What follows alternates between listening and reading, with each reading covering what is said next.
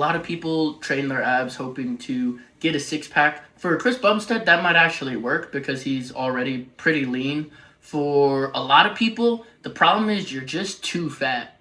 All right, what is up, my beautiful people? We are back again with Chris Bumstead. Today, he's training like a world's strongest man. Let's see what he's up to. So lean back more, and I want neutral. And you're gonna pull here, and do it as you go back. So it's here, up. You'll go back here. There you go, that's good.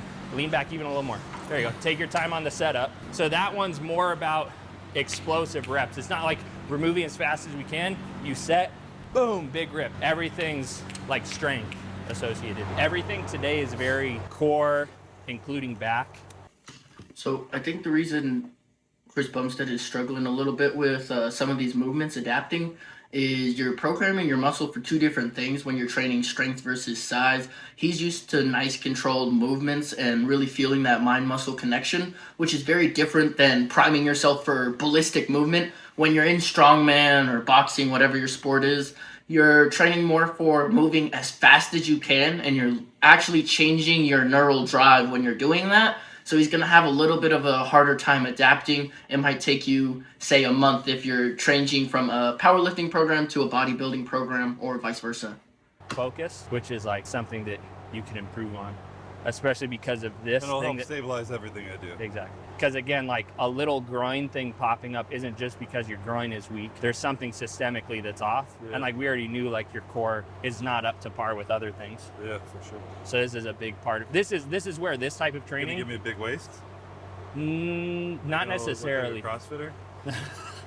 Oh my God! What? Shots fired. Hey, big waist. I don't know if it's correlation or causation, but No, I definitely think that a lot of the stuff that they do, that's part of it. But like you doing a single strongman workout like this once a week, and if anything ever moves in a direction, like if you want your legs to shrink, you don't train your legs. Like yeah. I'm Also, under like, tension. if you're gonna tell me that having a little bit bigger waist makes me fucking more You would athletic, do it, sure.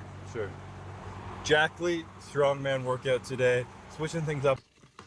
Training your abs there, big thing. A lot of people train their abs hoping to get a six pack. For Chris Bumstead, that might actually work because he's already pretty lean. For a lot of people, the problem is you're just too fat. Like if you're eating cookies and cupcakes in your free time, you're probably not going to be able to get a six pack either way you slice it, no matter how much you train it. Yep. Yep. That was a good one. Beard to your right a little bit. What way? And that's good. You don't got any more room.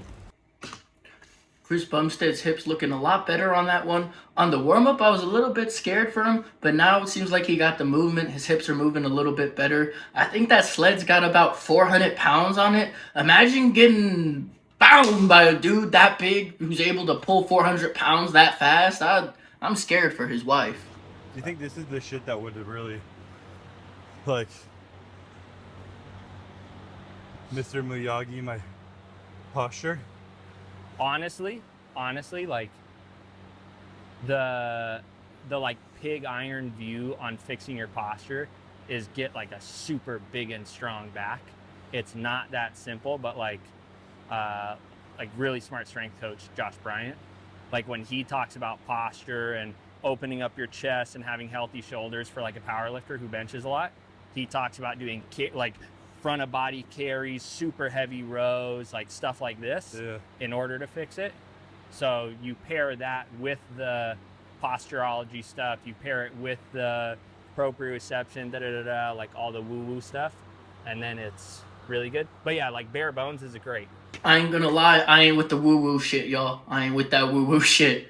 This guy right here, he's saying, oh yeah, that'll fix your posture, that'll correct some imbalances. I personally, I mean, it helps, but I don't think it's as complicated as he's making it seem. If you're having trouble with your posture, build some back muscles, some rhomboids, some rear delts, do some more row movements. You're probably bench pressing a lot.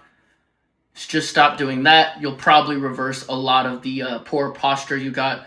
Number two, if you got poor posture, just stop being like a bum, low key. I think it's as simple as if your shoulders start slouching, just practice sitting with good posture, and over time you're gonna learn what good posture feels like, and you're going to work on those posture muscles.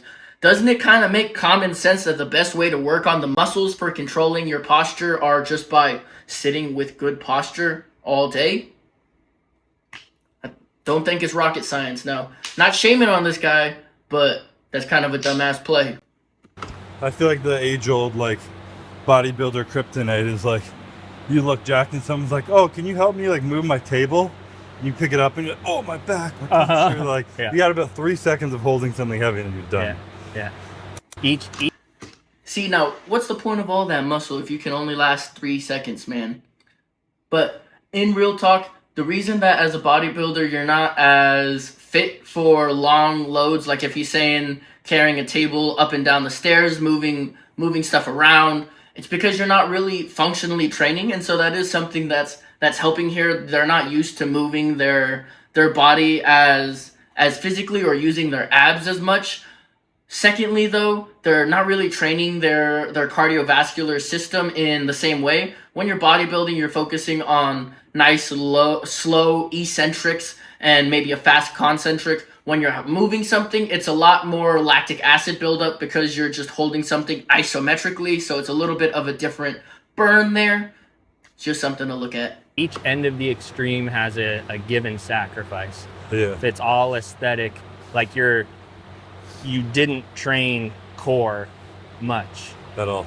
and it was partially out of fear of a thicker waist, partially because if you probably would have given you a little thicker waist if you did it for like 10-15 years, but that was the priority then. Yeah. But there's no like special benefit to getting that like crazy stretch once you're all the way like bent backwards, legs straight. I would use that in a super specific scenario. So there's like a Jefferson curl towards the opposite, where you're like up on a platform and you do a deadlift and you're intentionally going down like that and curving back up, and that'd be like a rehab, or you're working like the multifidi and the erectors and you're trying to do that and not just heavily loaded deadlift. Yeah. I'd look at that similarly.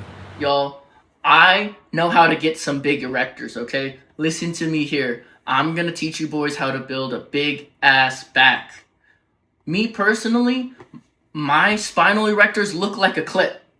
Straight down the middle. I'm not gonna cap to you, okay? And the way I built that is by going full range of motion on my rows, my deadlifts and my chest supported rows, my cable rows. I take a full range of motion and I let my thoracic spine round. That's gonna give you some big erectors. And that, like, I would choose something else, but it's a less common tool. Yeah. Alright, that looks about the end of the video, y'all. Chris Bumstead's got the full uncut video up on his channel, Training Like a Strongman. If y'all want to watch more from me, you already know there's going to be a new video up tomorrow. Hit that subscribe button. See y'all tomorrow. Peace.